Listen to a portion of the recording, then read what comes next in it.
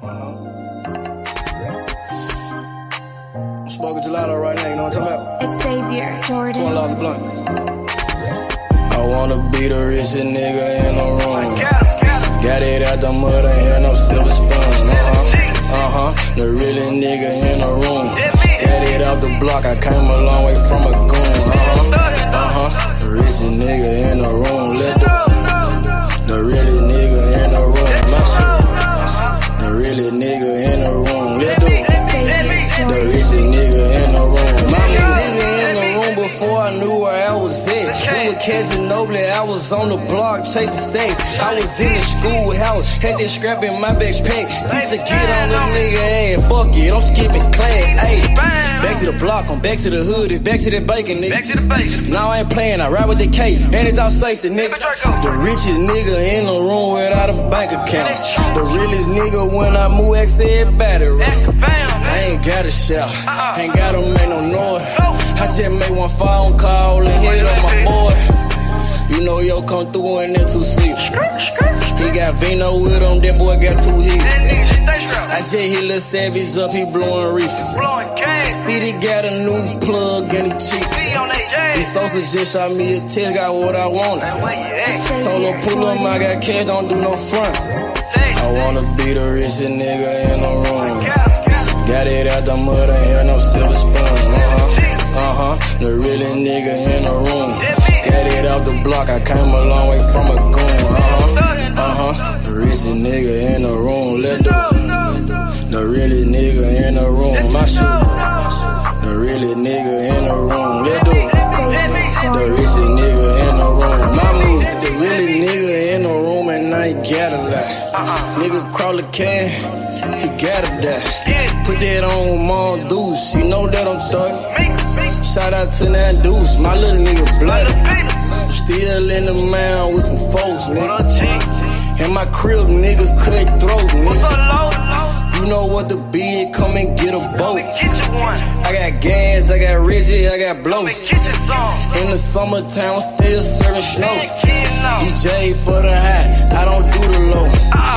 Can with the move if it make a profit. That boy coming brown, so we call it body. Steak props, ABM, but the team's the rock. I'm like Shaq to the youngins, I still get the blocks. All these bitches jockey, whole team fly like choppers. And we came with choppers, keep big legs just like whoppers. I wanna be the richest nigga in the room. Got it out the mud, ain't had no silver spoon. The realest nigga in the room. Got it out the block, I came a long way from a goon. The richest nigga in the room. The realest nigga in the room. My shoe. The realest nigga in the room. The richest nigga in the room. My move.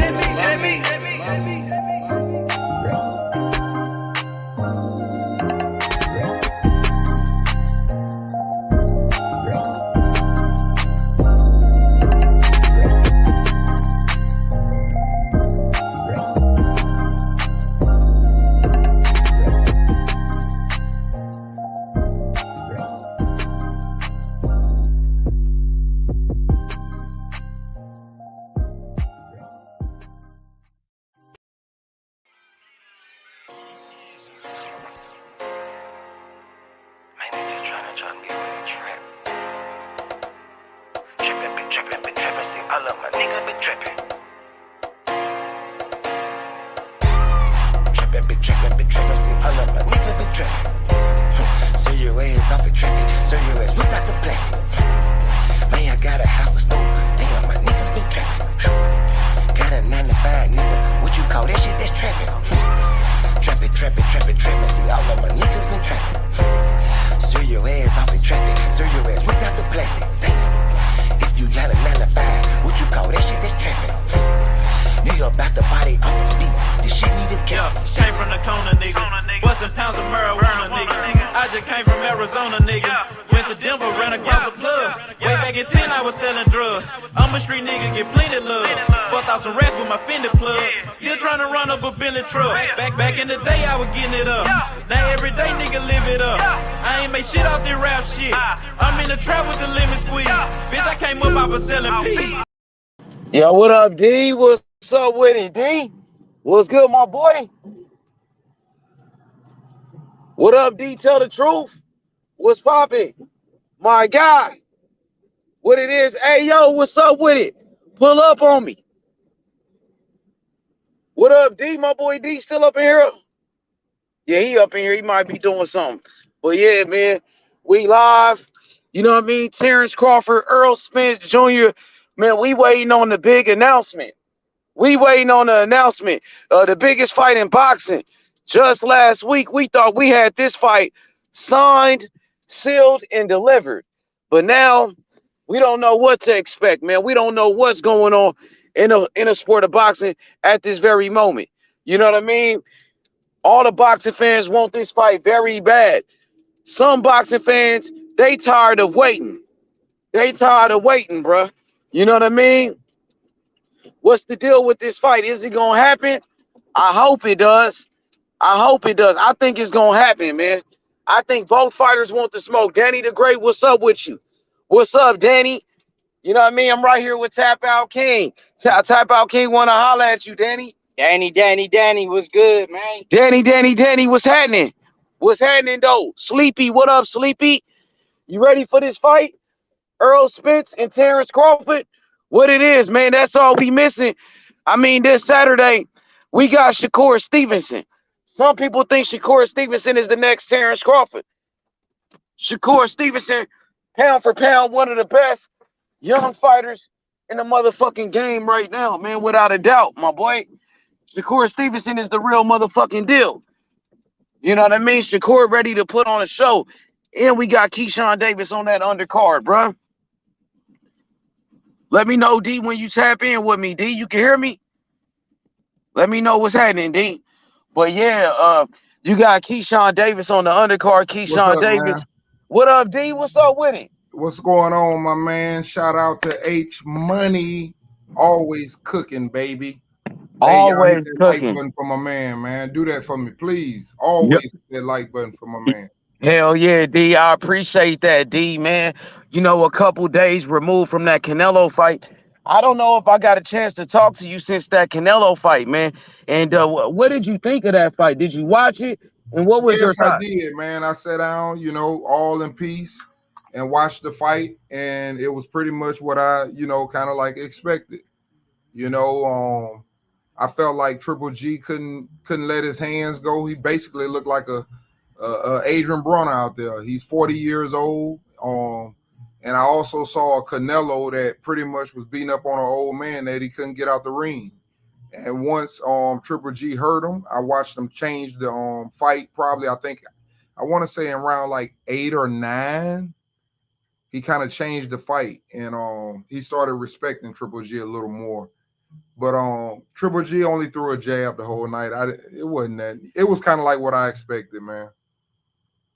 Hey, D, you felt like Triple G hurt Canelo in that fight? Did Canelo look hurt to you? No doubt. I felt like he hurt him. He was coming forward the whole night, just letting his hands go, trying to kill Triple G. And something changed in between that fight, and you have to, sitting on the outside, we can see it. It's a poker face, but yeah, definitely, I think that he hurt him.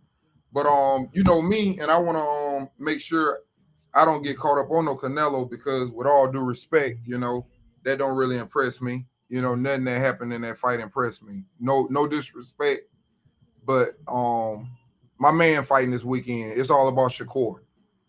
Yeah, absolutely. I think Shakur is that dude, man. And I think this dude that he's fighting is a very legit dude, and I think he beat Oscar Valdez. So, I think it's only going to show this greatness of what Shakur is about, because I expect Shakur to go in there and do what he do. Absolutely. So you said the greatness of a Shakur Stevenson, man. What makes him great? Is it his IQ, his defense? It's his IQ, it's his defense, it's his timing, it's his speed, and he's a lefty that knows his way around the ring. So it's all the above, man. He's that dude. I got a lot of respect for him. I enjoy watching him fight. Any fight that he fight, even when he fought Nakatali, a lot of people thought that, You know, when somebody got power, man, that's what you do. You outbox somebody. You know, it's a fight. So, you know, you got to do what you got to do in the ring. And I'm watching them grow. I'm watching them, you know, learn how to hold on the inside because that's what I want to see. I want to see all of it. I want all of it. The dirty, the grimy, the boxing skills. That's that Crawford. And he been around that. So, hey, man, I'm excited. He's going to be in shape. He's going to walk right up out of that. He's going to get my man Crawford right. He's going to face the best left-hander in boxing. When he go in the ring, he's going to make that shit look easy. Yeah, I'm speaking on that shit. Hey, so D, when you say he that dude, you mean he that dude at 130? He that dude. He that dude in the whole fucking court.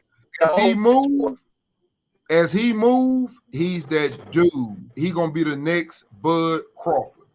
He's gonna get titles at 130 like he did, and they don't want to fight him. He's gonna unify 135, and he's gonna have the same situation as Bud having at 140. Watch, mark my words. Now I know it's gonna be a lot of movement during that time, but I'm just saying what he's gonna do. You got a lot of fighters that's moving up. You know that.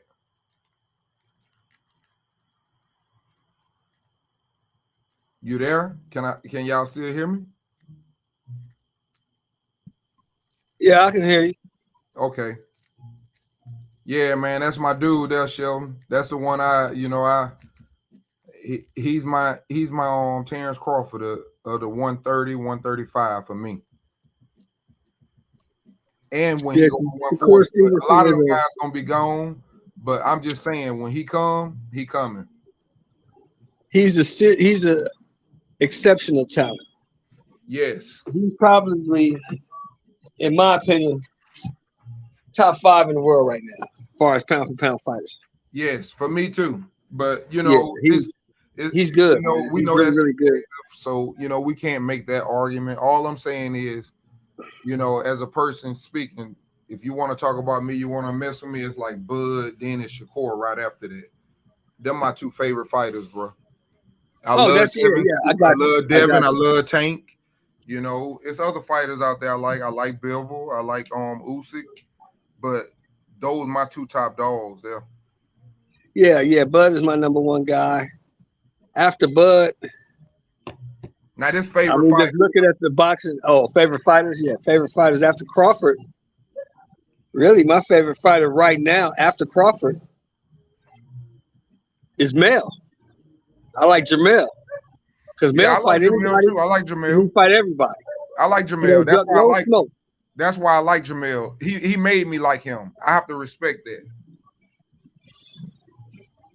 How can you not respect the guy who I used to like everybody? the older brother more though, but I don't really care for him now. I used to like Jamal too, but Jamal is weird. He moving weird. He got. It's like he got some hoe in his blood or something. I don't know what's wrong. No, but even before that, man. When you look at it, you know, he fought the one-legged dude. You know, come on, man. It's like something going on with him because he was that dude. He was that real dude. He the one that I liked the most at the beginning. But see, he don't people out with his see, Mel moves like an old school fighter. Mel fight anybody. He don't care who it is. He fight them all. And that's what you ask for in a fighter, to fight them all. Don't say you the best, beat them all and prove you the best. Yep. Hey, y'all can hear me now? Yeah, we got you, H. We got you, H. Hey, H, let me say something to you right quick. Yes, sir. I heard them boys giving you your flowers last night, man. I was touched. Oh, man, I appreciate the homies, man. I appreciate the squad. I appreciate everybody. And everybody, man. What happened yesterday? They was giving H flowers. You know, they was giving H flowers, man, because YB went to the gym with Haney yesterday. Oh, okay. And they was clearing out the gym, and Bill Haney said, "No, YB can stay. He fucked with my little brother H." Nice. And Haney was telling YB that I love H. H been holding me down for years. And they was calling me email champ when they said I was nobody. I came from Mexico. Years. H been holding me down. I love H and I fuck with H. That's right. I'm touched with that. That's right. You doing your thing, brother. Keep doing You what you're doing the same way you're doing it. H Now, been a full sometimes I get mad supporter. at you. H was with him before Sometimes he I got get the mad belt. at you, H, the way you talk to people, but you wouldn't be H if you didn't do that. Keep doing what you're doing the way you're doing it, bro. Yep, that's true, man. You are who you are, bro. Can't Yep, make everybody happy. absolutely. I'm gonna say this now. I appreciate everybody, man. You know, the whole squad, the whole team that been holding us down. You know, all the support, Shelton Moore, for been about 2 years since me and you been rocking, and we've been Yes, doing this sir. thing every day. Now we Yes, sir. had some good times. We had bad times. I feel like Yes, the good outweigh the bad. And you For know, when sure. I was wrong, everybody make mistakes. I know I made mistakes, D. I know I made mistakes, D. And when I was wrong, I apologize, bro. And I was Yes, sir. sincere. I was Hey, sincere. man. Hey, You and feel me? I appreciate that, H. But I told you, man, this your channel, bro. And that's the thing. Some people It's don't our understand channel, that. D, man. We, man. Ain't no I in But team, listen, man. bro. Listen, you put this together, bro. You put this together. So And we did it, man. We did it with Bill Haney. Bill listen, Haney helped me bro, put it you had together. this going before me. I like what you're doing. I joined the panel. I'm thankful, you know, you accepted me, you took me in, you grabbed me from day one, bro. From the first time I joined the mic, you grabbed me and said, "Hey, man, I want you every night. Come on, bro." So you pulled me, and that's respect. You and YB, you know, y'all guys grabbed me, man. So I'm thankful to even be able to voice my opinion on some things. But with that being said, you know, about the apology and everything, I respect that, man. And we all make mistakes, bro. But this your channel, and I'm gonna respect your channel. It's simple and plain. I ain't gonna never let it get to the point, you know, where this not me anyway. I don't know about them, but it don't get that serious for me, bro. It never does. No. It's just a boxing conversation. You know what I'm saying? And It's H, a cool thing. like I said, Exactly. H, keep doing what you doing the way you doing it, brother. Don't That's change what for make nobody. the channel. That's what make the channel, Don't man. change for You nobody. leaving it open. You leaving it open, but at the same time, we do have to be respectful to each other, you know, and let each other go. Yeah, you're right about that. Hey, D, you right. Yo, D, so I'm gonna say this now. You know, since you came on the scene, you've been cooking. You know what I mean? You came in here like you own the motherfucker, and that's what it's all about. You know, I am team. You know, before you came through, I had Shelton Moore around to support me. I had YB, and everybody contribute. Everybody, bro. So it ain't, you know, it ain't me. It's we. That's how I look at it. And when I was wrong, because I've been wrong many times, you know what I'm saying, and made a lot of mistakes. But you know, we You cut out on us, H. You got to go out and come back in, maybe. Yeah, H is probably going. He probably away from the house. Yeah, but man, anyway, man, that is gone, man. You know, that's what it's about. You know, a man that can admit and correct his wrongs. That's what life is about. And I knew that I was gonna go crazy too, because you know me, I started running my mouth, so I just got off. So, but see, that's you. That's the You problem. gonna be you. that's We right. want But you if to I be can't, yourself. but if I can't, H, Right. if I can't, I know I You just leave, can. That's the and it'll thing. You go away. can, bro. And I made mistakes. Listen, man. I done made mistakes in the Man, past. I If ain't I could messing with change some y'all on certain y'all things, channel. I look. pick on anybody but you and YB on your channel. I'm not doing that. Nah, man. Now, You I'm could gonna be pick with me, feeling man. mess You with good, YB. bro. You could pick with me. Look, you could pick on me, bro. It's all good, bro. You the big homie. You big bro. I'm little bro. You know what I'm saying? I just, you know what I mean? I gotta improve. I gotta improve, and that's what I'm trying to do. Even Hey, with but you certain gonna do that. brothers You starting that ain't off, bro. good, certain Man, brothers that stop ain't saying here. that. Do your thing, bro. And we'll correct that as we I go. regret You certain already know shit. when you're wrong. You know when you're right. All right, You stay neutral a lot, though. I tell you that. And that's a hey, good thing. certain You things give that everybody are their flowers. certain You get things early that are. flowers. They know that. You can hear me? Yeah, we got we you hear now. you. It's like certain things that I made. And if I could go back, I would. You know what I mean? But it is what it is, man. You know, I think everybody done got into it one time on this motherfucker. You know what I mean? You done got into it with It's YB. gonna You got into happen. it with me. You got into it Hey, with it's me. gonna Me and happen. Sheldon into it. Sheldon and YB got into it. Yeah. It's gonna Exactly. happen, man. It's gonna happen. Men, that's grown men. Grown men having intense conversations. Things are gonna be said. That's what happens. If you can't come back and correct yourself and say, "Hey, look, I was wrong." That's what defines a man. That's why I have such a problem with some of these fighters who can't accept the fact that I just got beat.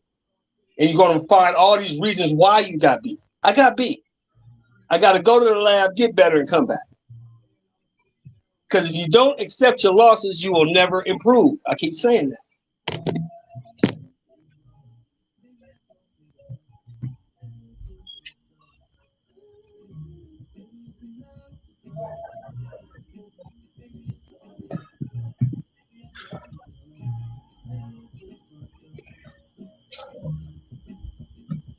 Hot Rod, what up? Yo, what up, man? What's up, young nigga? Getting high like you, OG. Getting high like you.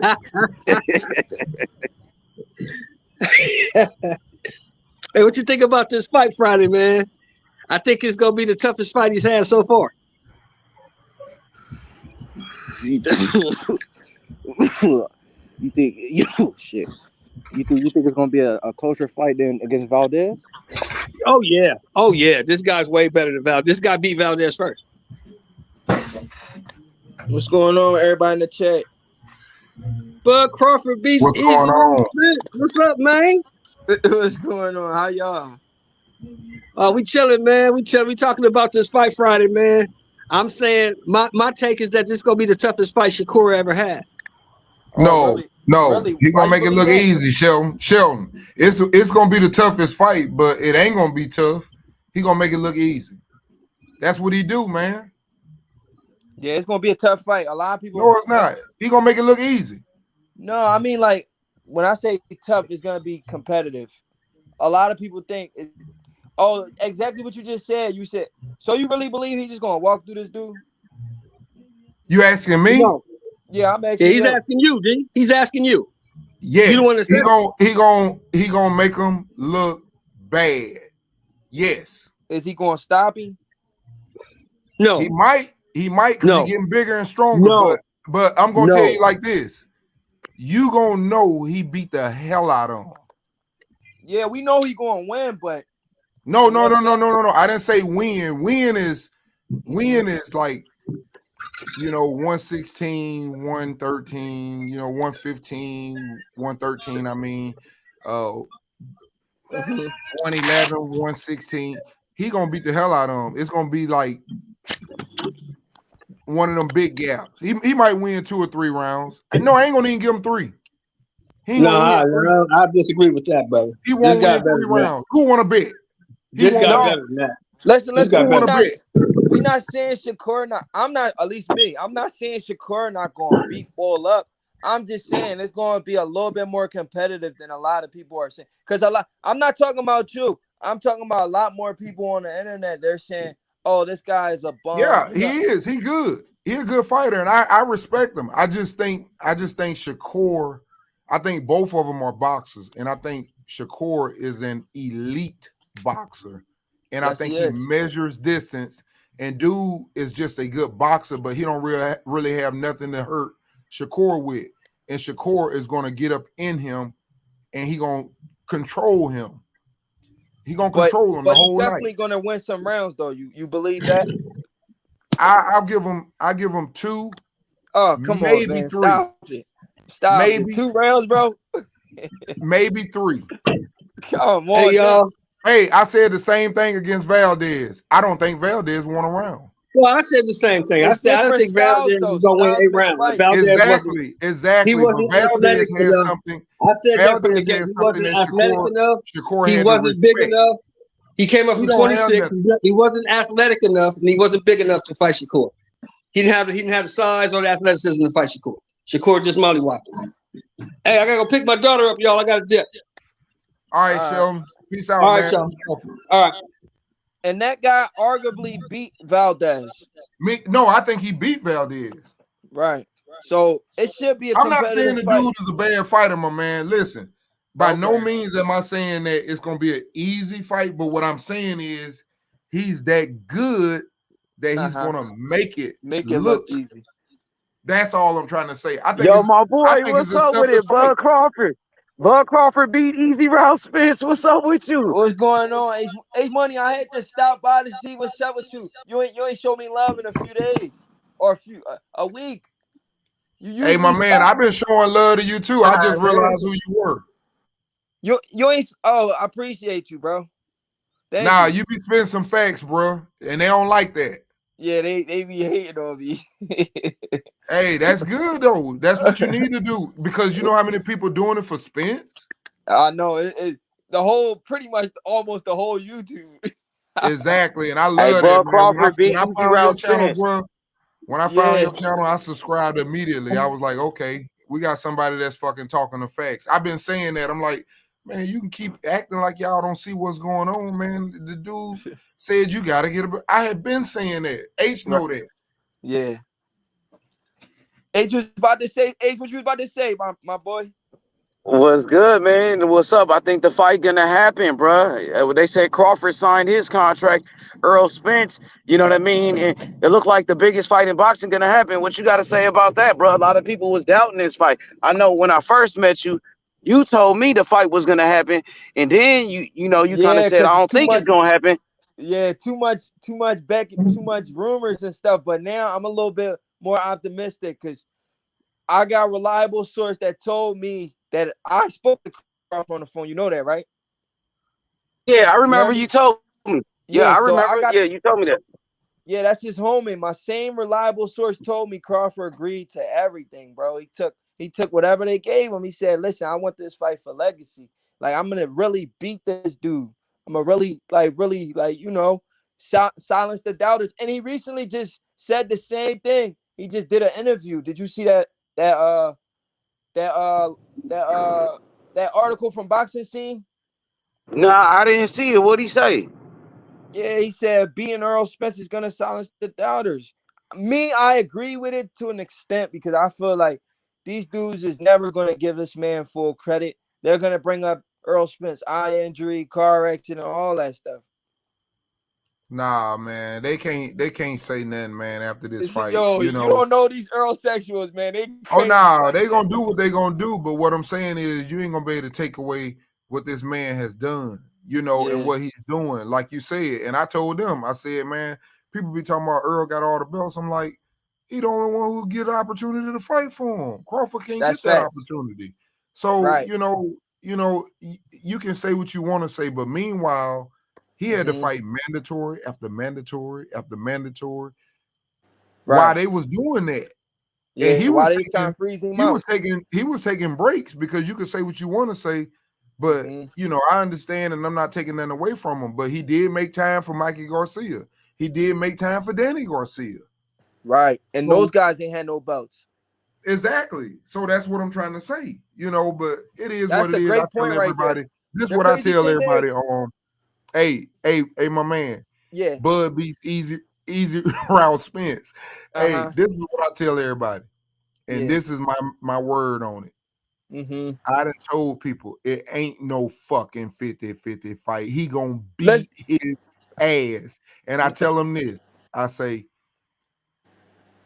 look, I done ran my damn mouth. I done lost what I was finna say. No, I know what you was gonna say, but listen, you know why I say it's a 50-50 fight? So they don't take credit, they don't take all the credit away from him.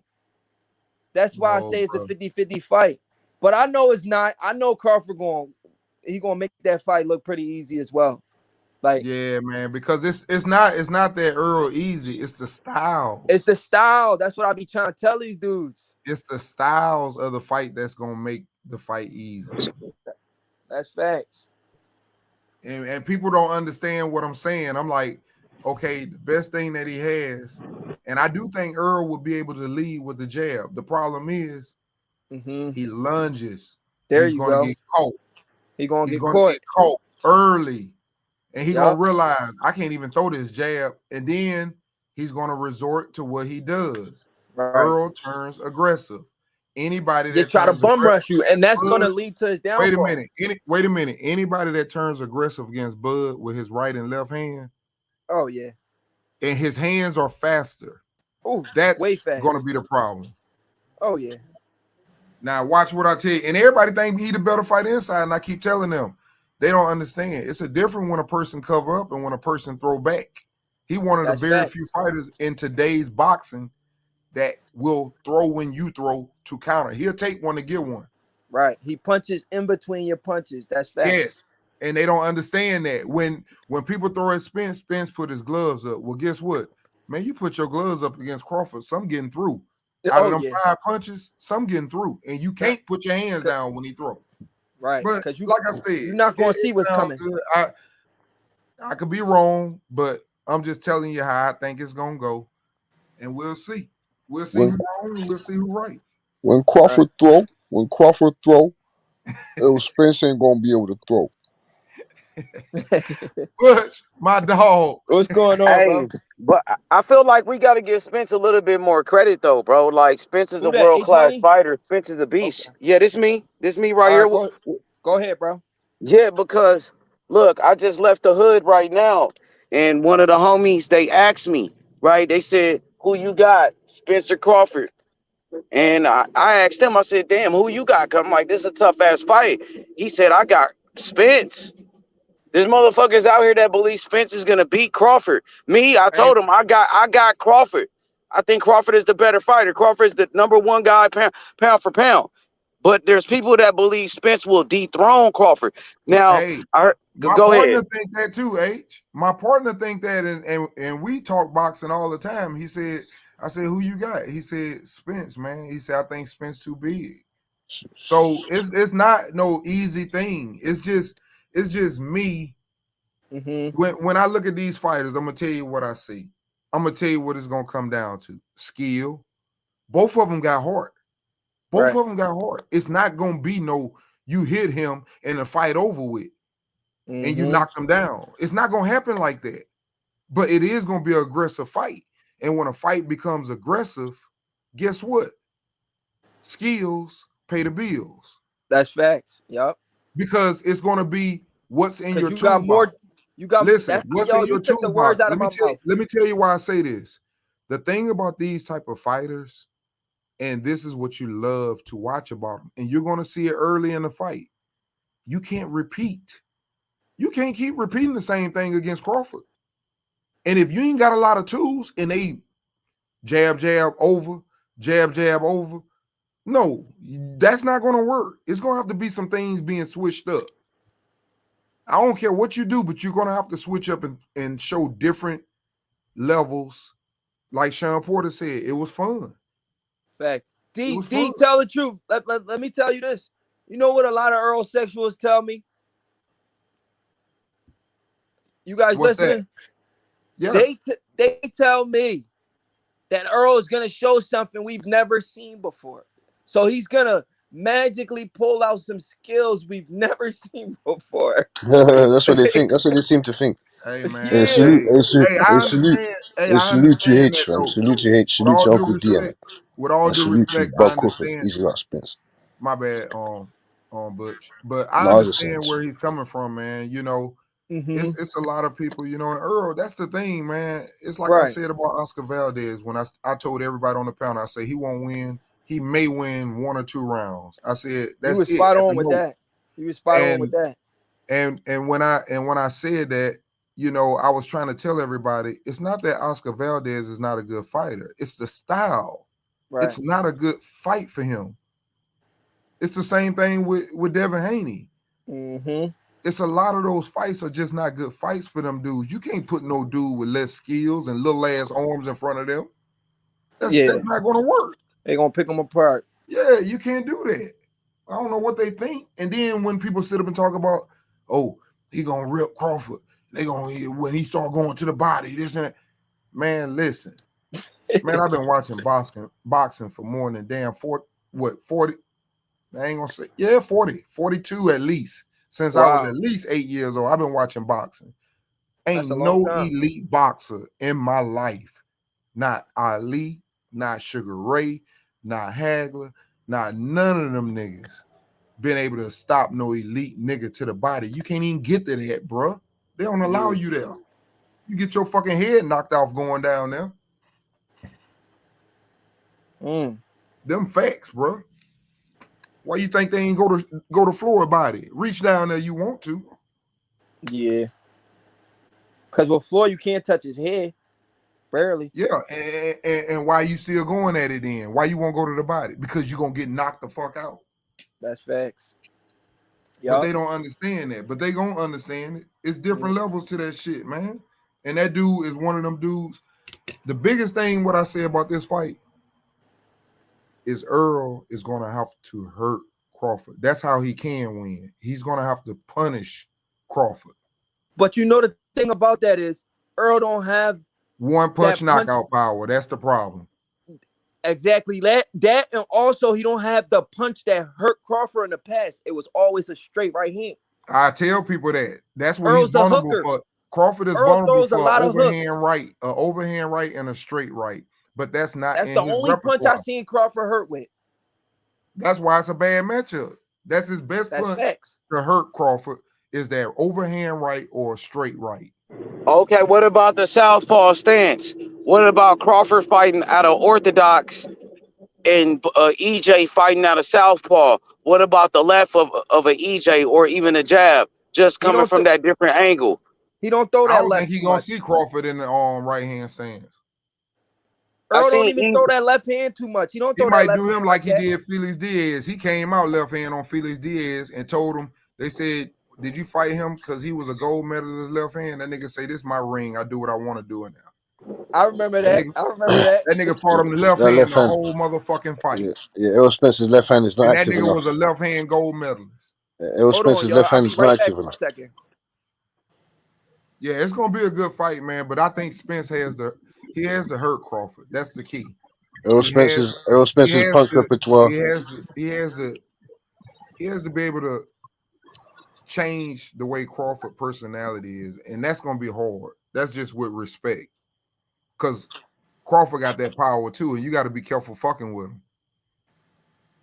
So what y'all think about this comment from Joseph Brown? Shout outs to JB though. Look at this comment, man. Joseph Brown. Hey Joseph, I want to answer that. Hey Joseph, the thing, if you go back and look at that punch, let me tell you something about that punch. If you look, Crawford wobbled his head and got ready to throw and threw his head right into Gamboa's punch, and he rocked him. Yes, he rocked the shit out of him. But I'm going to say this. This is what I'm going to say to him. I think Errol Spence has more power than Crawford. The problem is, I think Bud has speed, and the punch that's going to hurt one of these guys. Both of them are elite athletes. Right. The problem what I have with that is he's going to see the punch, and if either one of them see the punch, I expect both of them to eat it. The problem is when they get caught with one that they don't see. That's what I'm worried about for. I tell people this all the time, y'all. I tell people this shit all the time. One of Crawford's biggest attributes is that he catches you in between your shots. He punches when you punch. He punches in between your shots because of his reach advantage. And the same thing is gonna happen in this fight. He gonna walk Errol right into a punch he don't see coming. Because he gonna catch him in between shots. I keep telling my man Ruben, man, we're gonna talk about it after the damn fight happened. If I was biased, just like I'm telling you about goddamn Shakur gonna beat this boy ass, goddamn, he ain't getting no more than 3 rounds. I told you Oscar Valdez, I guess I'm biased on them too. I told you what was gonna happen on Canelo with that old ass motherfucker couldn't punch. No, it's a little bit. See, the Uncle D, this is a little bit different now. See, Uncle D, this is a little bit. I told you that on what's his name? When on Pedraza and what was it? Pedraza and what's called? I told him it was a draw. Everybody was mad at me for that before the damn announcement. Uncle D, this is a bit different now. Cause this is a bit different now. Blue Moon, but I'm pretty good at this shit now. Yeah, Uncle D, this is a bit different now. Cause this is a decent style matchup for him because he can box also. You get me? When it comes to Shakur Stevenson, Oscar Valdez, like you said, he beat Oscar Valdez before Shakur Stevenson did. Realistically, if we want to speak about it, you get me? Hey, Cass, it ain't a good style matchup for Conor Ben. You're funny, It ain't Uncle style Shelton. matchup with Conor Ben, baby. You're funny, Bush, OG they gonna do you Shelton, like boy. Hold that, on, Bush? you from the UK, bro? Bush, I'm Yeah, just coming No, back. yeah, I'm fucking with you right. still, yeah, Bush. yeah. I'm from Compton, bro. I'm from Compton. And I'm Well, Yeah, you telling gotta you, take some of that Compton money, I'm I'll man. do. telling you, Hey, I'm Shelton from telling you, Compton. the Shelton difference from in this Shel- fight, if the Shelton from difference in this fight Compton, is you this. gotta Here's the respect difference. Shelton. That's where it If originated. fucking if Ben wins, if Ben loses, Ben is 25 years old. Ben has Yeah, he time to tried to recover say from this the loss bullshit before Uncle and Shelton. all that bullshit. He can come back, and nobody would fault him for losing, coming up 2 weight classes. If Chris Eubank loses to Conor Ben, a blown up welterweight, Chris Eubank Jr. will turn into Julio Cesar Chavez Jr. Yeah, great. That's who he turns into. He lost to a great up and coming, a good up and coming gonna be No, great he loses to a blown up blown up welterweight. welterweight.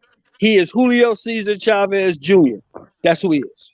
Yeah, we'll bang him out of there. He's nothing, man. He's nothing. He's a piece of dust. He's nothing. He said he's gonna come in 60%.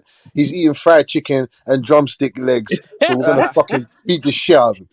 Easy Crawford, Crawford beats Easy Route Spence. But back to Hey, I'm sorry for getting off topic. Back to the topic. Y'all go ahead. Hey, Y'all I cook. went and watched Jackson State and Grambling. Two of my best friends, both of them got sons play for Grambling. Look at my damn forehead, how that sun burnt my ass up at 1 o'clock. That shit won't never happen again. My whole head like a scalp. You see that shit? That's all right. Jackson State burnt their ass up. Jackson State burnt their ass up. Uncle Sean. I wanted to tell you something, man. Go ahead, bro. Go ahead. Go. The Raiders are shit. Oh man, I was so sick, bro. I need to get on the phone. Raiders I are was just shit. sick.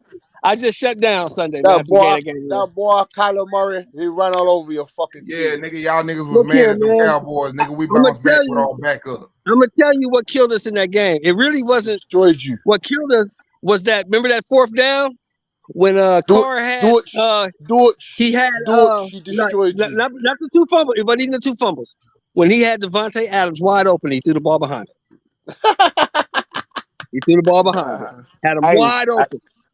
Threw the ball behind. We got a question. We got a boxing question. Shout out to my boy Greg Williams. Greg Williams, he wants this fight so bad, and so does everybody else.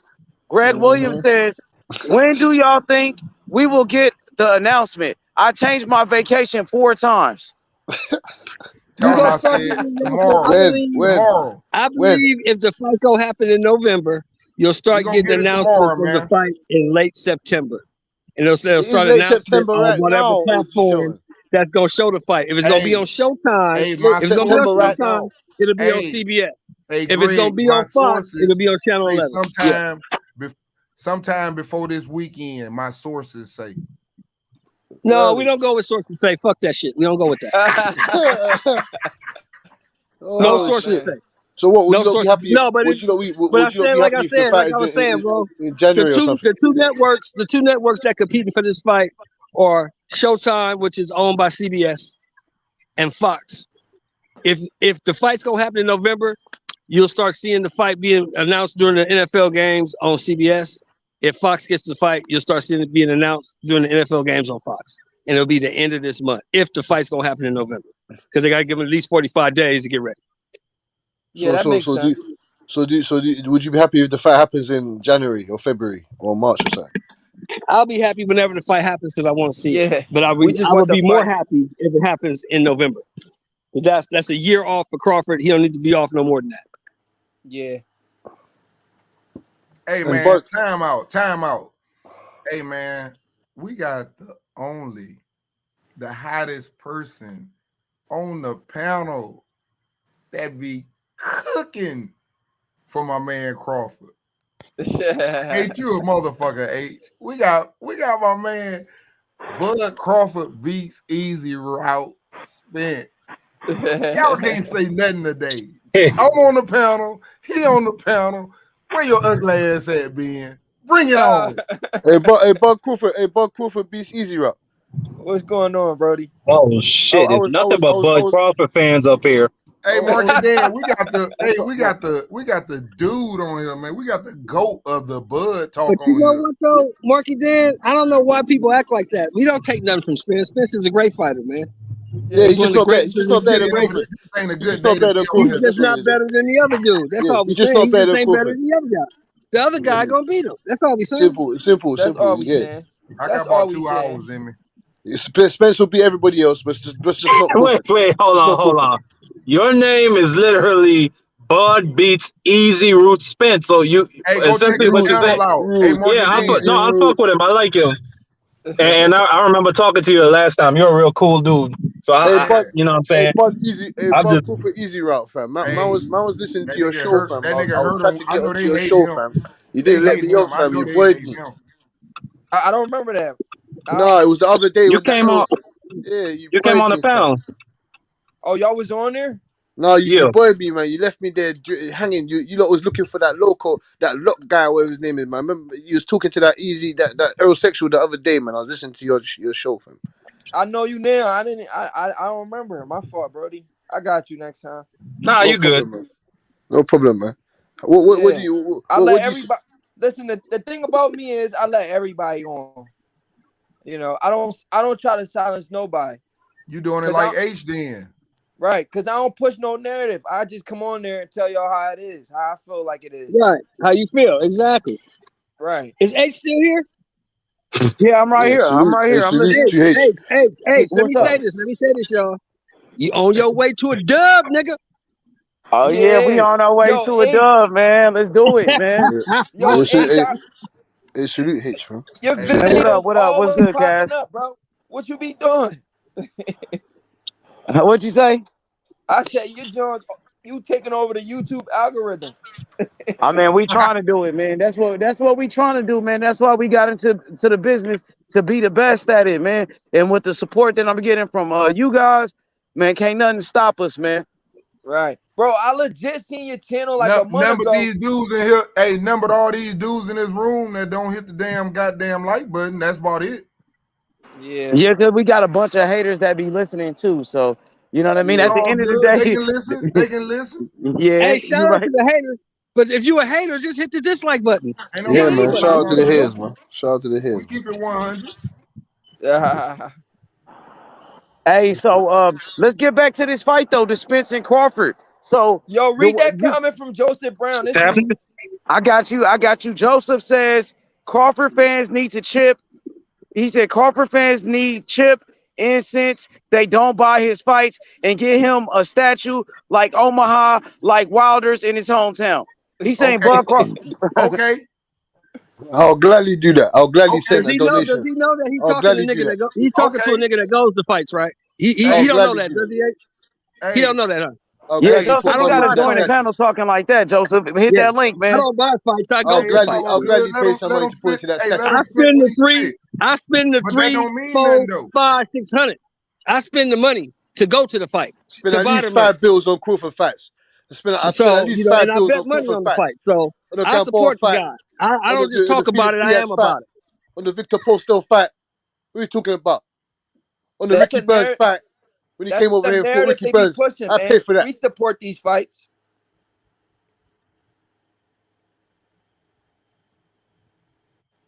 We try and support all the fighters, man. All the fighters. I go to the fights. I spend the money. Get Yeah, off your man. ass and buy a ticket, nigga. And I definitely buy every Crawford fight. So I Support ain't tripping on Dylan that. White I Me would fight. never too. stream Crawford. That's Support. must see Try and TV. support Fury fight. All the fights. That's facts. That's Yep. facts, Sly. I be at the weigh-ins and all that. Popping my I'm shit trying to too. be like, you. He said I'll be at the weigh-ins and everything. Hey, so back to the fight now. Earlier I heard my boy Bud Crawford Bud Crawford beat Easy Route Spence. You Uh-huh. said that you feel like Bud Crawford would make the fight with Spence look easy, but nobody has ever made a fight with Spence look easy. Now, did Crawford make his fight with Gamboa look easy? Did Crawford make his fight with Mean Machine and Sean Porter? Did he make those fights look easy? Yes No, or no? no, no. Well, that depends on how you look at it. I mean, he stopped them. He did, but some people thought Sean Porter was up on the scorecard. I had Porter winning that fight until he got stopped. Let me say something about that. Here's the thing, and I'm gonna give you a perfect example. People always say Crawford don't move no more. Right. Crawford is a smart boxer. When you feel like, for example, you can do something against a certain person, and you feel like, for example, okay, he can punch, but you can't knock me out. If he knows that, he's gonna fight a different style. When he fought Victor Postal, and Victor Postal stopped what's his name? What's my man's name? That was knocking everybody out, knocked Mud Peterson out in one round. Matisse. When he saw Postal stop Matisse, he respect Postal. Yeah. He didn't want to feel none of that. He respected for 11 rounds. He respected Victor Postal. When he sees Errol, he's gonna respect Errol, and if he respect him, he's gonna fight a different fight, and it's gonna come down to what he know, and y'all gonna see that it's a reason. Like I keep telling everybody, they're gonna see the difference in the footwork, the hand speed, all that. Simple. It's simple. People don't understand how much of a technician Bob Crawford is. He downloads you from when the bell goes. You gotta understand about boxing, bro. You gotta understand when that fight. I can tell you something else that I already know. Let's say Errol do come out and he boxing the shit out of Crawford. Guess what? It still ends bad. Why? Because I've already seen Sean Porter make him fight off the back foot, and he doesn't do that well. That's facts. Yep. He needs to come forward. That's the only way. And that's the worst way to fight Crawford. All he's got is a hammer and a nail. He can't fight back coming backwards. He can't fight going side to side. He goes backward with that high guard. He doesn't have any good lateral movement. You get me? He likes to lunge over with that shit left hand. I say this all the time, Cass. A guy that fights in one style, because Errol Spence, I don't care what his fans say. I know what I see. He does the Errol same Spence fights thing. one way. He's flat-footed. He comes forward. He's a volume puncher. That's what he is. So is the fight happening? Go ahead, Marky Dan. No, just asking. We don't know. I thought there was an announcement. We don't know. I thought you niggas would be talking about Tank and Ryan Garcia. Nah, we ain't talking about them. Spence and Crawford. Spence and Crawford. We need that fight for the fucking boxing. We Errol need Spence fights one way. Spence and Crawford on them niggas. He's a volume puncher. He beats you with volume and activity. It's not going to be easy to come forward and be a volume puncher when you got hot shit coming right back at you. And that works against all the rest of the fighters in the 147 division, but not Terence Crawford. He's going to he's not going to stand in front of him like that. He's going to be counter moving him to death. He's going to be countering him. He's going to be jabbing him. He's going to take away his jab. And eventually he's going to walk him into some shit he don't see coming. He's got the longer reach. Anywhere between 9 and 11 rounds. Ruben, you might be and right, anybody who disagrees with me between 9 and 11 rounds, put your money where your mouth is. Put the cheese up. Put the cheese up, man. I think. I don't know who wins that fight, but in my opinion, I know one of them gets stopped. I can see it happening earlier. Yep. I don't think you can change up enough for Crawford. I don't think. I know how Errol fights, and I think, for example, after the first or the second round, everything gonna be the way it need to be, and I don't know if he's gonna make it to 9. I see it somewhere between 8 and 11, but I definitely could see it happening. Nigga, Porter made it past 9, nigga. I know it, but they different. They different. Hey, hold up. Sean Porter is very, very agile and very athletic and very fast. And he takes a good punch. And did you hear what I said? Porter. Spence beats Porter. Tony said the nigga ain't gonna make it past 6. That's lights out. I respect lights out. He a legend, bro, but I disagree. I'm not saying that it won't happen. I ain't saying that it will happen, but I'm telling you what I'm picking. Can't nobody stop me from what I'm picking. H Money, Bob Crawford beat you. Let me say something. That Porter fight let's be real. We ain't really see the best Crawford. That was his friend, bro. He wasn't trying to turn up until they told him. Until they 100. told him, like, yo, you losing, bro. You losing. But somebody had to put that in his head for him to really turn up. Yeah, 100. He wasn't But trying to he's beat the supposed shit to out. be like that automatic. That shit is Come supposed to on, bro. be That's in just you. No, I But understand that, I H, don't but want to make shit. excuses. I don't want to make excuses, bro. That sound like excuses, to be honest, bro. I But think it's it all was a good good. fight. Whether it's an excuse or not, one thing for sure though, when they told that nigga he was losing, and that nigga daddy seen that motherfucker acting crazy, he stopped that fight. Yeah. Hey, trust So me, really, it don't matter what nobody said. Terence Crawford already said that He Sean said, "I Porter wasn't is gonna his leave friend. my son in there with that nigga." He Terence said, Crawford already said But that. I ain't right got now, nothing my to do son with is that. fighting If that that nigga was with a his friend, why did he blindfold. fight him? Ain't nobody forced him to Look. sign the contract, Let bro. me address my man in Well, the he would have chat. had to vacate No, his title, right? I Right, think Let that's y'all how me he taking would address away work. my from man in the Sean chat. Hold Porter. on. Y'all taking away from Sean Porter when you do that. I'm Porter not fought taking a away good ass from fight. John Porter. he I did. thought that No, nigga was he winning. did. I'm just saying to you that. Let me First, address my I man in think the that's chat. some Hold dumb on. shit people Let me do. address my man in the That's like chat. with Errol Spence. I didn't When they say say Errol Spence, I didn't say that I think the motherfucker ain't gonna make it past 6. I said James Toney said that. I said 9 or 11. He gonna go out anywhere between round 9 and round James Tony 11. got a better He's idea gonna than get all of stopped. us. I say that motherfucker could happen then too. I don't know, but it could.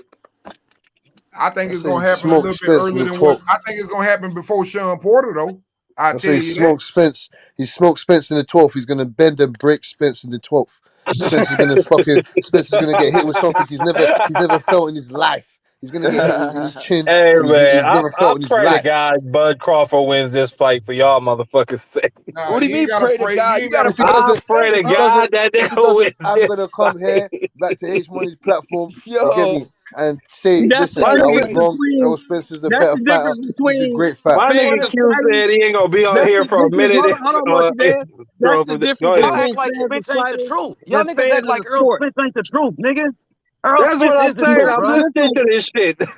Hold on. Now go That's the in, Marky difference Dan. Talk your between shit. Don't bite your tongue, dog. Oh, go fans of ahead. fighters and fans of the sport. See, oh, fans of the stop it. sport Hold on. understand if he loses, he fucking loses. It's not gonna be no sweat off nobody's brow. It may cost me a I'm couple gonna come dollars, back here and say he but that's lost. it. Errol Spence is a great He fighter. lost. Errol Spence is better. And we But we move know on he to a the next great fight. fighter already. Because we are Motherfuckers won't fans even of say the Spence is a, sport. people won't even say Spence is a Nah, great fighter already. He's already a great fighter. You could say that he's a great champion already. The yeah, three-belt unified champion. He beat. yeah. Come on, man. He And beat he's a Sean Hall of Porter. Famer. He beat Sean Porter. Well, I don't know about that. No, Now, What I you that's know mean? also about that, nigga. You got Arturo Gotti in there. You better put Earl Spence in. The fuck are you talking about? And that's the dumbest shit. People keep bringing up, oh, Spence ain't a No, Hall of Famer. I don't give a fuck. no. How is he? That's What funny. Hall of Famer? What Hall of Fame is you talking about, Mark? Man, what What Hall you of mean? Fame He beat fights did he Mikey have? Garcia. Mikey Garcia was on the Oh, pound for come on, pound man. list. Come He on, beat man. the undefeated Okay. Mikey Garcia, who's a 4 division champion, bro. He And did, he unified nigga, 3 belts. I'm a Terence Crawford fan. We wanted Mikey Garcia to fight Terence when Mikey Garcia was on Top Rank, bro. H Money, can I say something real quick? Yeah, hell Uh, yeah. Say what you, yeah. Go ahead. Are we talking about Crawford Spence, right? But I just want to say something about this Ryan Garcia, just real quick. Ryan Garcia versus Gervonta Tank Davis. Me personally, I don't know about y'all, but I'm not really excited for that fight. The reason why I'm not excited for I'm that fight, excited. the reason why I'm not excited is My because bad, my bad. these two guys haven't won a belt in their own the 135-pound division that they supposed to be in. They haven't even won a belt in this division yet. The belt It's a been big going fight around, too, though. huh? It's a very big fight, though. Yeah, But it's a very hey, good listen. fight, With but that being, they're not the but dominant let me guys. speak on what you just said, though. Okay, go ahead. With hey, listen, and I'm not disagreeing with you. I would prefer them, to be Yeah, be dominant titleist, at the top of that and you can division. make a lot of money out of it, But here's Yeah. the thing: Mhm. I have even more respect for it, knowing that both of them could be stars, and they're willing to take that chance before they have a belt. How many other fighters do that? I bet you can't get Boots to fight fucking. Well, Boots want to, but you can't Yeah. get Boots and Virgil Ortiz. Yeah. So I I like see that. what you're saying. So I like that part about it. They willing to step out there and do something like that. I just want to put that out there. Right. I just want them to be at the top of that weight class for it to be as big as everybody making it out to be. You understand what I'm saying? We got a guy in Devin Haney who holds all the belts. These belts been being passed around, and they're making Gervonta Tank Davis and Ryan Garcia the biggest fight in the sport of boxing, or the second biggest fight, when they don't even hold belts in their weight class. You understand what I'm saying? But Tank do got a belt though, bro. Like Tank At has the 135, WBA. Yeah, he got the WBA world title, the regular belt. Shit, he had the come on, 130 bro. Well, belt. well, Nobody count well, that. well. Bud Well, Crawford beat hey, Easy Group. okay, My whole thing okay, about it bro. is, Go ahead, okay, go go ahead. ahead. No, you Okay, good, I'll you go. good. Go ahead, Marky. Then go ahead. No, but my whole thing about it is I've been hard on Tank, and I've been hard on Ryan Garcia. You know, I've been calling them both ducks and saying they don't want smoke. So I got to give them niggas credit for making this fight happen. You know what I'm saying? It's a big fight. Hold on, so Neither of y'all them really niggas. think it's gonna happen? Yeah, I heard it's being reported that it's already been agreed to. I think it's done. So I what's heard Blue Oscar Blood out say it's here a. capping? I just seen a I Nah, heard interview man. Blue. with Oscar. Oscar said he ain't even talked to Mayweather, Leonard That Ellis. was He a ain't talk. while ago. No, it was Mark, recent. It was like a It week was ago, recent. bro. Marky done. The fact's only confirmed when the fact is actually confirmed, as in the date we see it. There's no I fact is heard just happening Oscar right now. saying he ain't talked to these guys yet. There's no fact Well, happening right shit. now.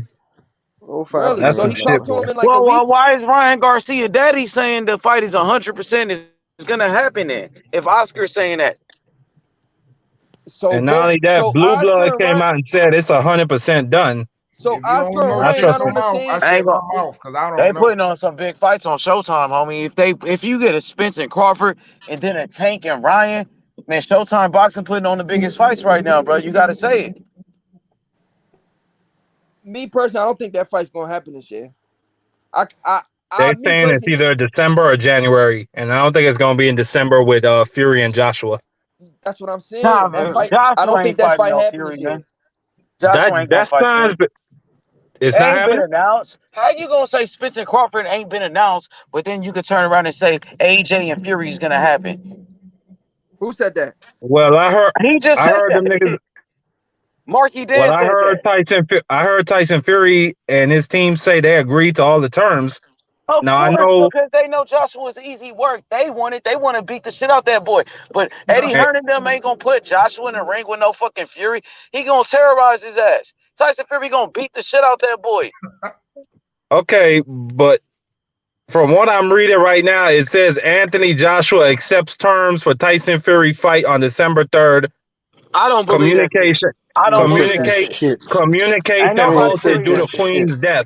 H Money. Can I They say ain't What's something? up, accepting bro? shit. I Yeah, think that's the go ahead. reason it hasn't been announced yet. They ain't accepting shit, man. H Money. Can I say Man, something? fuck you niggas. Who said Oh that? yeah, go Yo, ahead, bro. You yo, can say Kush, whatever you that's want to my say, bro. dog, bro. You You can say can't do whatever you want to Marky say, bro. like Go that, ahead. bro. Yo, H You can't Money. do my dog like that. That's my protege. H Money. What's up, bro? What's up Yeah, with you? bro. I just really want, bro, for me to get behind Ryan versus Gervonta, I want to see at least Ryan versus Teo and Devin versus Tank. The winner of those, then the fans is really gonna get behind that, bro. Think about it. But fans already behind it, bro. They already say he's the biggest They don't fight in got me boxing. yet. They don't got me yet, bro. I ain't gonna But lie they to got you. a lot of other fans. They got a whole bunch of other fans. A lot of people projecting 1 million pay-per-view buys for Ryan Garcia and Tank Davis. They said that's actually a bigger fight than Spence and Crawford. That's what some people are saying. Now, Commercials. No, yeah, that ain't doing no fucking million bands, bro. That ain't no million bands, I man. mean, a lot of hardcores It's might a, not buy. They might not. I don't know. it's They a might bigger not fight. fall for it. It's a bigger fight monetarily. It's a bigger fight in the media wise. But Yeah, for yeah. the sport of boxing, Spence versus Crawford is the biggest fight. Right. They ain't no fucking Oscar de la Hoya, none of them bands, man. About a million Yeah, I bands. think it's a big fight financially. You right about that, bro. I'm not taking that away from you. But they don't have me sold yet. You know, me personally. well, But it is what it is. And also, I don't think it's gonna happen this year. hey, see, they might not have a bunch of hardcore fans that's really into it, the hardcore boxing, the purist fans. But guess what? They got a bunch of casual fans, and they got a bunch of people that want to see Ryan versus Tank. People have been talking about that fight for years, bro. That's another Gervonta versus Rolly, bro. Let's be real. No, Ryan is way better than Rolly. But well, I think Ryan is better than Rolly. What y'all think? I I know, don't D, know. They you got to kind of like fight. Ryan, Absolutely, right, he D? better than Rolly. Huh? They D, got to you fight, fuck with bro. They got Ryan, to right, fight. D? You like Ryan. You feel like he Nah, underestimated. I don't think he can beat Tank though. I don't think he can beat You Tank. think he better than Rolly, I though? can't stand fucking Ryan Garcia. I like Ryan But as he's a better than fighter. I Rolly. just don't think He he can is beat better Tank. than Rolly Romero. Rolly Romero ain't Oh yeah, shit. he way better than Rolly. Get out of here. Get out of here. That was crazy what you just said. Sheldon, I just started looking at you different. Hey, but He Gervonta Tank just Davis. said Rolly was better than Ryan Garcia. Hey, check this out. Gervonta Tank Davis is here. You know what I mean? Shit, he won 3 super titles at 130. Where Ryan Garcia, he never won a world title. But Tank actually won super belts. Like besides the regular belt, he won super belts. Tank knocked out Jose Pedraza, who was an undefeated world champion. Yeah, That's a good fight, I though. don't think he can beat Tank. I don't think he can beat Tank, but you know, it's certain fighters he gonna struggle with. He gonna struggle with Devin Haney and Tank, but besides that, he gonna keep knocking them dudes out, and y'all gonna see that.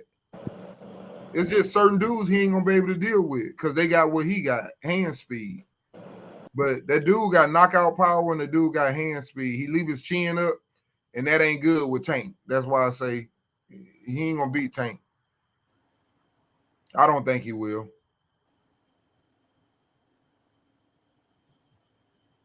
Be a great fight though. It's dangerous for Tank too now. Yeah, especially since Tank is a slow starter. Ryan Garcia punch because I didn't already seen that Tank when someone has length on Tank, he struggles sometimes. Yeah, you're right. Yep, definitely. Them tall fighters. And I think it's a little more dangerous to step in with Ryan than Rolly. He more accurate. I want to know if And Tank fast. Davis. I want to know if Tank Davis can sustain one of the left hooks from Ryan Garcia. That's what I want to know. It'll be interesting. Yeah, that will make it a good fight, right? Where you got 2 power punchers, 2 knockout artists. Makes that shit a good ass fight. Yo, young Billy, what up though? You in the gym right now with the undisputed champion, Devin Haney, with all the straps? Who in the gym with him? Young Billy? YB. Yup, young Billy, he in the gym with Devin Haney guy right now. got a YouTube channel? Real quick. Yeah, he got a YouTube channel. Haney. Y'all know what time it is, bro. Devin Haney. What's it? You from Age Philly, money. bro? Hey, YB, Haney, shoot it to us. Shoot it to us. Give it to us. Hey, give it to us, YB. You the one been in the gym. Give it to us. That boy bad motherfucker, Uncle D. I ain't gonna lie to you. The sparring machine, the hand speed, the foot speed. Oh yeah, man. He working hard. He in shape. YB. Yo. Hey, YB. Yo. You know Ruth Chris got a special for 250, man. I'm gonna need that. Oh, you talking about when EJ beat up Bud? Yeah. Yo, come on, EJ stop him. When EJ stopped him, Easy Root Spence. Bud Crawford beats Easy Root Spence. Yeah, Is that true? Bud Crawford beats Easy Root. Hey, YB, we got the Crawford pioneer on here. You already know. Bud Crawford. Yeah, please. Bud Crawford beats Easy Root Spence. Yeah, Bob Crawford. I told you this channel, YB. You been on this channel, YB? Yeah, I've been on the channel. I explain tried to to get on the YB, other day. He said, who is you? I said, oh man. I think Hey, YB the Bob- first person to tell me about Bud Crawford beat Easy Ralph Spence. So I think he the first one to tell me about that I channel. used to tell you about the channel. Hey, Bob Crawford. If EJ win this fight, YB, Can if you explain EJ to win him? this fight, I want you to enjoy your dinner YB, on you your ain't nothing, man. You gonna eat. On You gonna your get the TBC Foundation hat. Hey, November Man, YB 19th. taking me to Turkey Leg Hut. He ain't got time. November 19th, Uncle D. We on Let's make it happen. I'm coming up there. November Hey, look. 19th. Hey, been YB, waiting I'm for just gonna 5 come to years. Houston. Hey, YB, look, I'm gonna come to Houston. You just take me to Turkey Leg Hut. I got Just you. go ahead, Turkey go Leg ahead Hut. and pay for it, and then after the fight, you ain't even got to do nothing. Hey, even if EJ win, I'm gonna take you to Turkey Leg Hut because you Uncle D. Fuck that. Okay, You know what I'm saying? I We done appreciate had some. that. We done had some legendary. If you come to Houston, you Uncle D, I'm you coming. tell you, I'm Hey, taking you to YB, you don't heard this cry. Hey, spot. don't cry when he loses. Don't Hey, don't I cry got a when brother Errol live loses. there. YB, I got a brother live there. Don't I'm cry when coming. I Errol can't loses, wait. Well, YB. yeah, you got. Well, yeah, we should just. I'll take you and your brothers. Shout out to you, Uncle D. I'm Hey, just don't shout out cry to when you, Errol man. loses, YB, man. Don't Yeah, cry, man. G. Don't We cry, gotta my do G. that. And stop Hang out. dissing. Stop dissing. Stop. Hey, Cash. I already know Hey, you, bro. man, you can't say nothing about me no more. Bud Crawford beats Easy Route. Spence is on this motherfucking panel. Easy route, easy. Why I take the easy route? Hey, he Hey, got it all he set say up that. too. Look, every Hey, video. YB, he ain't playing with it. He got it all set up, broke How can a down. man? How can a Hey, man say he that? ain't How can a playing with man it, say that? I'm YB. gonna take the easy route. What the fuck is Hey, that? and he Hey, if don't. What y'all the ain't fuck is seen that? it, bro, go What look the at my fuck man's is that? channel. He He tell ain't that playing man with to it. his face. All facts. What is that? What the fuck is that, YB? How can you tell a man I'm gonna take the easy route? What the To fuck his is face, that? bro. Some bullshit. Some bullshit. Hey, Hey, Bob he don't Crawford remember. beats easy Hey, route space. Don't Can you remember me, but I explain to remember when you YB? used to have Can you lives like explain to back Hey, like maybe YB? a year or two ago. it You go used to back call Bob me like before Crawford me in that. the Hey, chat, destroyed Butch. Errol and Spence. Hey, Butch. I was picking Bud to Hey, win at Butch. that It time. go back way before that, Butch. It go back, my man. Hey, Bud Crawford beats Easy Route Spence. Break it down for these fools, man. Tell him he called out Jeff Horn. He wanted Jeff Horn Yeah, until 5 years Crawford got ago he that belt. called out Jeff Horn. He wanted Yeah, that man, break smoke it with down, Jeff man. Horn. When Jeff Horn beat That's Pacquiao, who he won. he Break down called the Jeff months Horn for him. fool. everybody Break wanted down Jeffrey the Horn. months for him. They can go watch the channel and get the fact, but break it down for him. But why, I don't go to easy route? Why would I go to easy route? So Hey, easy Sean route. Porter got a belt too. Sean Porter Why got a would I belt go to too. easy route? Sean Porter got a belt too. Yeah. Hey, Bud say they ain't mention my name. He said, nah. He mentioned Porter, Thurman, Danny. I'm gonna go beat up Danny. I'm gonna knock out Sean. And I Yeah, might, show I'm gonna go whoop him a few them times. all got a belt too. Hey, Show them all you got a gotta belt go too. back and you gotta go back and edit because you missed some things. You missed some. I'm just gonna go play with my horses. I just wanna go back to my ranch. On yeah, the I white need to people. add Yeah, to he said that. that. He said that. He said, I remember. Hey, Cassidy. Hey, Butch Cassidy. Butch Crawford. Talk to me. So we got Bud Crawford beat. We got Bud Crawford beat Easy Root Spence on the panel, and we got Bud Cassidy on the panel. Say you gonna pick the easy route, YB. Yeah, I'm taking the easy route. I want Cash first. He said I want Cash. Hey, y'all, but guess what I'm easy watching route. right now? Bud Crawford beats Easy Root Spence. Man, break that fight down, bro, because I really do respect you because you box. I know you from Philadelphia, bro, and I respect what you. I respect your channel, bro. For real, you funny as shit too. Like, You bro, want to you hear really my funny with it too. breakdown? Yeah, he's gonna tell you exactly. He's gonna tell Yeah, you for what real. the hell Terence Crawford is gonna do to Errol Spence. YB. All What's he right, gonna do? this my breakdown on the fight. The first couple of rounds, like Crawford might shock us, but me personally, Damn I feel like mosquitoes. the first couple of Florida, rounds, I feel like Crawford, he gonna show Errol Spence some respect because he want to see what Errol Spence is about. Like, so he's not gonna try like engage with him right away. He got some respect for Earl. We can come on here. Me, I be trolling sometimes. I be like, Errol Spence, he can't knock a fly off a jelly donut. I be talking, yo, why you zooming on him? Yo, you tripping, H. Come on, H. Stop it. Get him a promotion, H. You gotta get so the that first couple of rounds, right? Hey, when you down here in Florida, you need that for the mosquitoes. YB, you listening? Of course, yeah. I'm listening. Okay. I'm listening. Good. The first couple of rounds, I got Crawford showing Errol Spence hella respect. Oh, that killer. Damn, who dog is that? He a killer, bro. That's Uncle Sheldon. Uncle Sheldon, get that dog. Go ahead. I got All right, the first couple of rounds, I got Bud Crawford showing Errol Spence a lot of respect. You feel me? He not gonna go in there reckless, but because he's showing Errol Spence a lot of respect, Errol Spence is gonna get reckless. He gonna feel confident. He gonna be like, "Oh, this dude's scared to fight." So Errol Spence, he gonna try to turn up, and once he start turning up, he's a lot of people say he's throwing 100 punches around. That volume come in there, and that's when he's gonna realize that Bud Crawford is gonna punch in between his punches, and Earl's gonna. Oh, Q, come back, Q. Who left?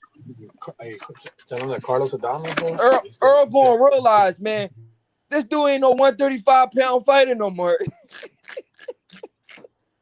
Because every time he make a mistake, Crawford gonna make him pay. A lot of people keep saying the volume's gonna be the problem. I think the volume's gonna work against Earl. That's what I'm trying to tell y'all. The volume is gonna be Errol Spence's kryptonite. You understand what I'm saying? And when I look at this fight, a lot of people say Gambo would hurt Terence Crawford or Mean Machine hurt Terence Crawford. But we gotta realize those guys wasn't southpaws.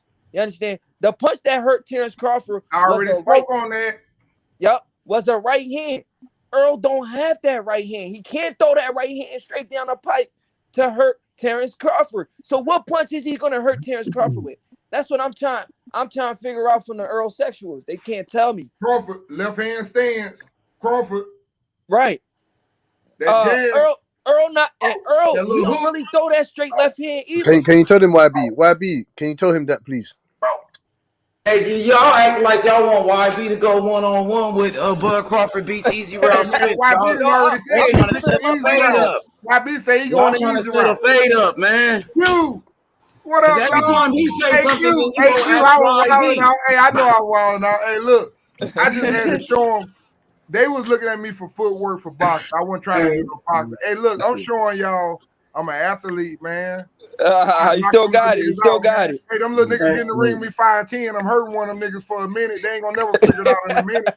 That's why I ain't going more than a minute. They ain't gonna figure it out. I fuck one of them up. Don't play with me. You gonna walk them down? I ain't gonna walk him down. I'm gonna go crazy on his ass. I'm gonna fuck him up. They had your ass in them being flexing, boy. That They shit. had me, man. Hey, bro, let me tell you something. I'm glad you said that because you know we always play and we say, what you on? Hey, I want to follow up with the boys I about thought I was on that Spence More pack. buzz. I thought I was on that Spence pack and I was on a hard sativa. Hey, my nigga D. Hey, my nigga D said you said you stole a bottle out of Spence liquor cabinet. Yeah, but it was the wrong thing, bro. Hey, got 100 bottles of Casamigos in there. Okay, Hey, them Hey, Spence got 100 bottles of Casamigos. I'm raiding this shit. I love Casamigos. What up to the chat, though? What up to the chat? What up, H Money? What up, panel? Hey, the guy, Bud Crawford beats. I can't finish it. Tell your name when Easy Route Spence. Hey, first of all, hey, hold on. I'm gonna let hold everybody know what's going on. Hold on, bro. You just came in and you gonna respect what you walk into, nigga. Hey, bro. Bud Crawford beats Easy Route Spence. Walk into. I know watched exactly you the what I other day walked give a in. special ed course on interviewing niggas. We More not gonna go through buzz. that today. More buzz. Because I got a whole hour and a half of me, and I'm in one of them moods. So we not gonna have that today. Okay, hold on, bro. I just got on the panel. And you want me to turn up DJ the shenanigans, bro? When you talk to him, you want me say his name on the right. panel, bro? Say his name right. You want to start again? Say his Say your name right. Hey, I got into this panel. I stepped into this free smoke panel ring. How about Bud Crawford step into a ring for once, bro, and do official call-outs, my man? He was there, but he stepped in the ring. Miss all, my man. Hey, Bud Crawford. Reading from Philadelphia. That's all the Don't turn me up right now. I'm on Kyle Cooley. Hey. Tell Crawford to step into a ring. Just keep it cool. Keep it cool for right now. We can do this. Hey, eat more boys though. I got love for him. I'm messing with him. He tell the truth. Yeah, I got you. That's how you want to start it off. Where did you go, man? Let's keep it smooth right now. I like that. Smooth for right now. You know what I do on my channel? I tell everybody to go at a certain time. Hey, but here you go, bro. I'm making them get hyped, bro. You know, hey, listen, you don't make me get hyped, bro. I respond the way I respond, though. But I like to hear bodies. I don't hear no bodies. Hey, bro. Hey, listen.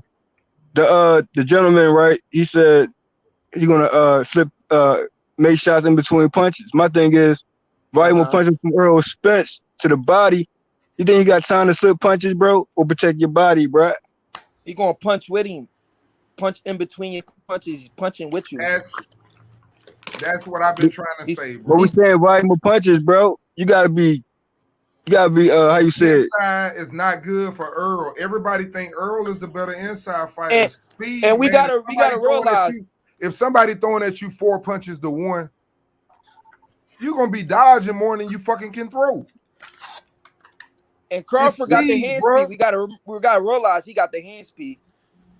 I'm still trying to figure out who two is going to be taken away in this one, and it's yet to be seen. But my thing is, we can see the best attributes from both, and you know, the slip punches or throw shots in between shots. Yeah, Right. that sounds good. It sounds like, you know, a counter punch situation, but Spence, That's he goes more to the than just body, to counter the punching, head. bro. So there's a lot of things you got to worry about for Spence when he approach you in that aggressive style. Not necessarily he you know, decides to come that route. He might But veer out let me to you. ask you something, bro.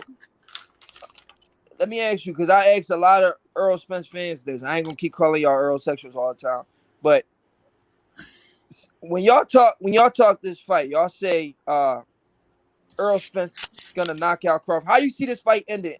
Matter of fact, You ask the panel, man. no, I'm asking you, bro. You asking me? Yeah, how you see the fight ending? I mean, possible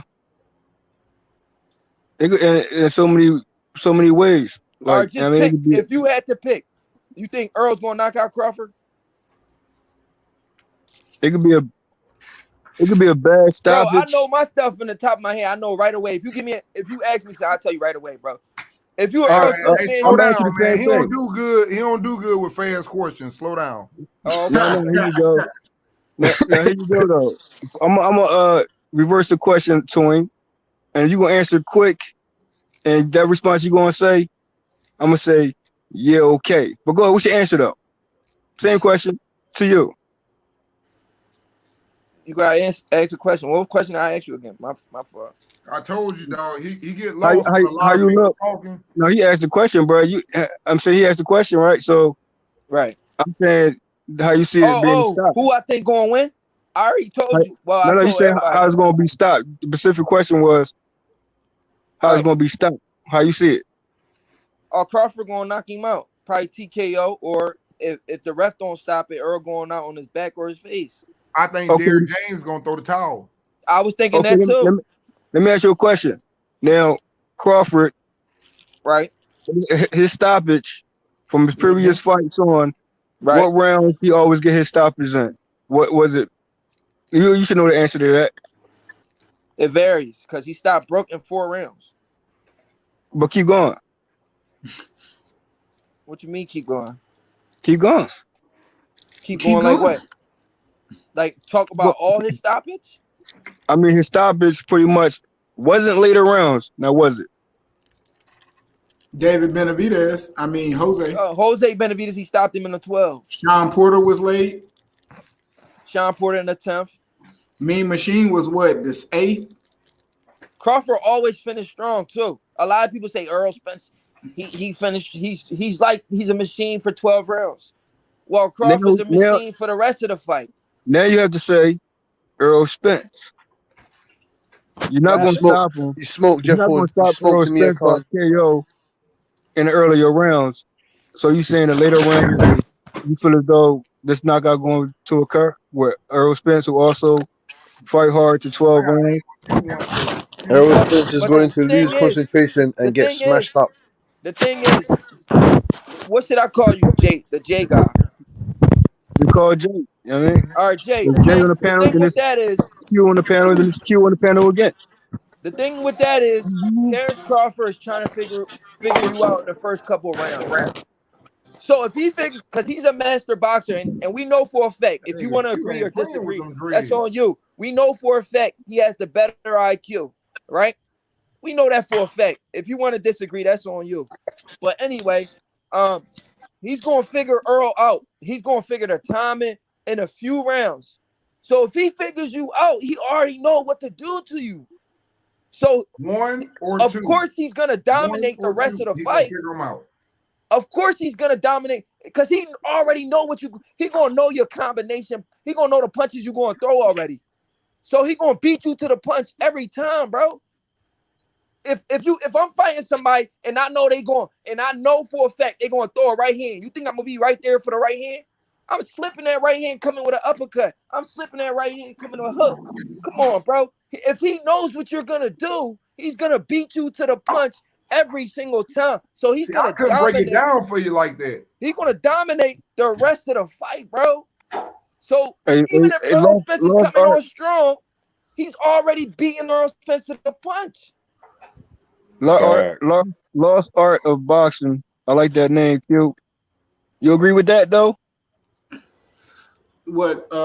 Yeah, man. I got Bud beating him, but how I see Bud beating him is just like at the end of the day, Spence just too predictable. It's only so much he could do. It's only so many ways he can mix it up in his way, like how Spence fight. Now people can go and assume what they think Spence gonna do, what other shit he can pull out the bag that we ain't never seen him do on a consistent basis. You know, like it's just over with. Now I think like coming out, Spence's best chance is catching Bud while he's still warming up. But yeah, early, get him early. Yeah, but the thing with Spence, make him respect. He don't set up. He don't set up.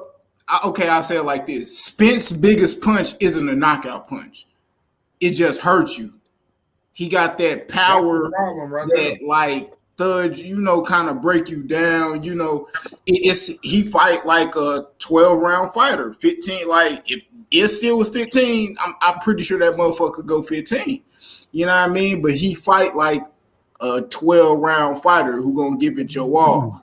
Bud fight like a motherfucker that know what he doing. Get you in there, and if you're not, and if you can't play rough in this yard, he getting you the fuck out of there. But Now, that's the Earl just leaves this open, bro. He way slower than he was a year, 2 years ago. I want to follow up real quick with that. Now, go ahead. Yeah, the key factor I feel as though that should be mentioned more is what's the phrase I want to use? Okay, bringing the best out of your opponent, right? So to bring the best out of. See, previously we've seen the best of Spence prior to an accident. We've seen Errol Spence getting back into his rhythm of things when it comes to fights after the accident and up to date to Ugas, right? The best of Spence. Come on, man, get it out. Hold on, bro. Now, the best of Crawford, we've seen the best of Crawford as well. So I'm just basically saying this fight against right who, here, bro? He made every fight look easy. But what I'm saying is, dominant. But when it comes to certain high-level elite fighters like the Spence, you have to factor in bringing out the best of Crawford. Now that's the question mark I have over Bud. Will that come out that fight, or will he buckle under pressure, or will he buckle under pressure? Because you know he's a pressure fighter, and Spence is more of a pressure fighter than Bud Crawford. Say again. I'm sorry, y'all. Let me welcome some new brothers to the panel. We got my boy Suggs Money.